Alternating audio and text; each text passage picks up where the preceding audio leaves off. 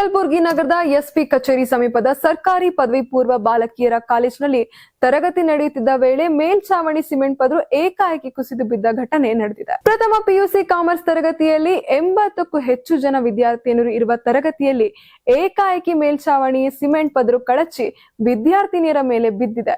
ಇನ್ನ ಗಾಯಾಳುಗಳನ್ನ ತಕ್ಷಣ ಆಸ್ಪತ್ರೆಗೆ ದಾಖಲಿಸಲಾಗಿದ್ದು ಚಿಕಿತ್ಸೆ ನೀಡಲಾಗ್ತಾ ಇದೆ. ಅದೃಷ್ಟವಶಾತ್ ಯಾವುದೇ ರೀತಿ ಪ್ರಾಣಾಪಾಯ ಸಂಭವಿಸಿಲ್ಲ ಎನ್ನುವ ಮಾಹಿತಿ ಲಭ್ಯವಾಗಿದೆ. ಇನ್ನ ಅವಘಡದ ದೃಶ್ಯಗಳು ಕಾಲೇಜಿನ ಸಿಸಿಟಿವಿ ಕ್ಯಾಮೆರಾದಲ್ಲಿ ಸೆರೆಯಾಗಿದ್ದು ಭಯಭೀತರಾಗಿ ವಿದ್ಯಾರ್ಥಿನಿಯರು ತರಗತಿಯಿಂದ ಹೊರಗೆ ಓಡಿ ಬಂದಿರುವ ದೃಶ್ಯ ಕಂಡು ಬಂದಿದೆ. ಇನ್ನ ಕಟ್ಟಡದ ದುಸ್ಥಿತಿ ಹಾಗೂ ಸಮರ್ಪಕ ನಿರ್ವಹಣೆಯ ಕೊರತೆಯೇ ಘಟನೆಗೆ ಕಾರಣ ಎಂದು ಆರೋಪ ಕೇಳಿ ಬಂದಿದೆ. ಇನ್ನ ಸ್ಥಳಕ್ಕೆ ಭೇಟಿ ನೀಡಿ ಪರಿಶೀಲನೆ ನಡೆಸಿದ ಶಾಸಕ ಅಲ್ಲಮ ಪ್ರಭು ಪಾಟೀಲ್ 2016ರಲ್ಲಿ ನಿರ್ಮಾಣಗೊಂಡ ಕಟ್ಟಡದಲ್ಲಿ ಕಳಪೆ ಕಾಮಗಾರಿ ನಡೆದಿರುವ ಶಂಕೆ ವ್ಯಕ್ತವಾಗಿದ್ದು ಘಟನೆಯ ಕುರಿತು ಸಮಗ್ರ ತನಿಖೆ ನಡೆಸುವಂತೆ ಅಧಿಕಾರಿಗಳಿಗೆ ಸೂಚಿಸಲಾಗಿದೆ ಎಂದು ತಿಳಿದು ಬಂದಿದೆ.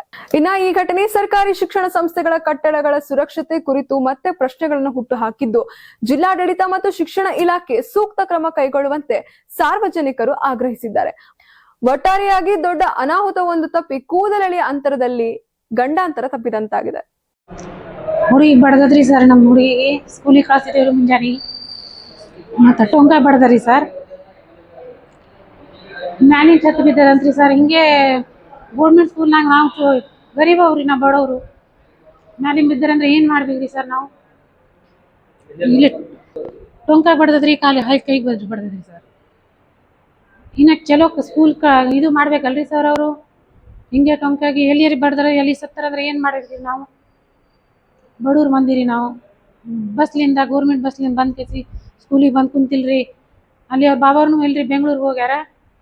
ಅಲ್ಲಿಂದ ಫೋನ್ ಮಾಡಿದಾಗ ಹಿಂಗೆ ಓಡ್ಕೊತ ಬಂದಿವ್ರಿ ಸರ್ ನಾವು. ಮಾಡೋಣ್ಲಿಕ್ಕಿಲ್ರಿ ಸರ್, ನಮ್ಮ ಮಗಗೂ ಆರಾಮಿಲ್ರಿ ಇಲ್ಲಿ ಬೆಂಗ್ಳೂರ್ಗೆ, ಅಲ್ಲಿ ಹೋಗ್ಯಾರ ಅವ್ರು. ಮತ್ತು ಗೃಹಲಕ್ಷ್ಮಿ ಅವ್ರು ಗೌರ್ಮೆಂಟ್ ಅವರೆಲ್ಲ ಕೊಡ್ಲಿಕ್ಕತ್ತಾರ್ರಿ ಸರ, ಬಸ್ ಫ್ರೀ ಕೊಡ್ಲಿಕ್ಕತ್ತಾರ್ರಿ. ಬಡವ್ರು ಮಕ್ಕಳಿಗೂ ಸ್ಕೂಲ್ ಕಟ್ಟಡ ಚಲೋ ಕಟ್ಟಬೇಕ್ರಿ ಸರ. ಮತ್ತೆಲ್ಲ ಮತ್ತು ಚಲೋ ಮಾಡಿ ಇದು ಮಾಡ್ಬೇಕಲ್ರಿ. ಆಮೇಲೆ ಅಭ್ಯಾಸ ಮಾಡಿ ಅದು ಛತ್ ಮ್ಯಾಲೆ ಬಿದ್ದಂದ್ರೆ ನಮ್ಮ ಸತ್ತರಂದ್ರೆ ಏನು ಮಾಡ್ಬೇಕ್ರಿ ಸರ್ ನಾವು?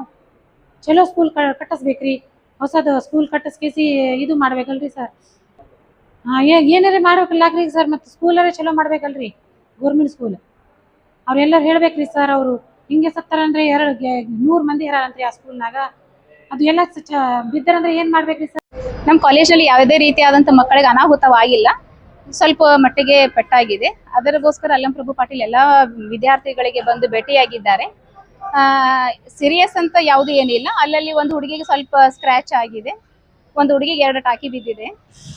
ಅದೇ ರೀತಿ ಅಲ್ಲಂ ಪ್ರಭು ಪಾಟೀಲ್ ಎಲ್ಲ ರೀತಿಯಾಗಿ ವ್ಯವಸ್ಥೆಯನ್ನು ಮಾಡ್ತಿದ್ದಾರೆ ಅಂತೇಳಿ ನಮ್ಮ ಕಾಲೇಜಿನ ಪ್ರಾಚಾರ್ಯರು ಹಾಗೂ ಎಲ್ಲ ಉಪನ್ಯಾಸಕರ ಗಮನಕ್ಕೆ ತಂದಿದ್ದಾರೆ. ಆ ಬಿಲ್ಡಿಂಗ್ ಕಟ್ಟಡದಲ್ಲಿ ತೊಂದರೆ ಆಗಿದ್ದಕ್ಕೆ ಅಲ್ಲಂ ಪ್ರಭು ಪಾಟೀಲ್ ಅವರು ಸಂಬಂಧಪಟ್ಟ ಅಧಿಕಾರಿಗಳಿಗೆ ಮಾತನಾಡಲು ಇಚ್ಛಿಸಿದ್ದಾರೆ. ಅದಕ್ಕೋಸ್ಕರ ನಾವು ನಮ್ಮ ಮಕ್ಕಳಿಗೋಸ್ಕರ ಹೋರಾಟವನ್ನು ಮಾಡ್ತಾ ಇದ್ದೇವೆ. ಮಕ್ಕಳಿಗೆ ಯಾವುದೇ ರೀತಿಯಾದ ಅನಾಹುತವನ್ನು ಆಗಿಲ್ಲ. ಮುಂದಿನ ದಿನಗಳಲ್ಲಿ ಎಲ್ಲ ಸರ್ಕಾರಿ ಕಚೇರಿಗಳಾದಂಥ ಶಾಲೆ, college, degree college, PU college, primary, anganwadi, ಈ ರೀತಿ ಶಾಲಾ ಕಾಲೇಜುಗಳ ಬಿಲ್ಡಿಂಗ್ ಕಟ್ಟಡ ವ್ಯವಸ್ಥೆಯನ್ನು ಸೂಕ್ಷ್ಮ ರೀತಿಯಾಗಿ ಸರ್ಕಾರವನ್ನು ಪರಿಗಣಿಸಲಾಗಬೇಕಾಗಿ ವಿನಂತಿ ಮಾಡಿಕೊಳ್ಳುತ್ತೇವೆ. ಪರಿಶೀಲಿಸಿ ಆ ಕಟ್ಟಡವನ್ನು ಮರು ನಿರ್ಮಾಣ ಮಾಡಲಾಗಿದೆ. ಬೇಕು. ಜಯಲಕ್ಷ್ಮಿ ಎಸ್ ಪಾಟೀಲ್. ನಾನು ಸರ್ಕಾರಿ ಪದವಿ ಪೂರ್ವ ಕಾಲೇಜು, ಬಾಲಕಿಯರ ಸರ್ಕಾರಿ ಪದವಿ ಪೂರ್ವ ಕಾಲೇಜು ಗ್ರಂಥಪಾಲಕಿಯಾಗಿ ಸೇವೆ ಸಲ್ಲಿಸುತ್ತೇನೆ. ಹಾಗೂ ಇದು ಟೊಂಕ ಮೇಲೆ ಹತ್ತದ್ರಿ, ಅದು ಛತ್ ಬಿದ್ದದ್ರಿ ಮ್ಯಾಲೆ. 11-11 6-7 ಮಂದಿಗೆ ಹತ್ತದ್ರಿ. ನನಗಿಲ್ಲಿ ಭುಜ ಮೇಲೆ ಹತ್ತದ್ರಿ, ಟೊಂಕ ಮೇಲೆ ಹತ್ತದ್ರಿ. ಏನ್ರಿ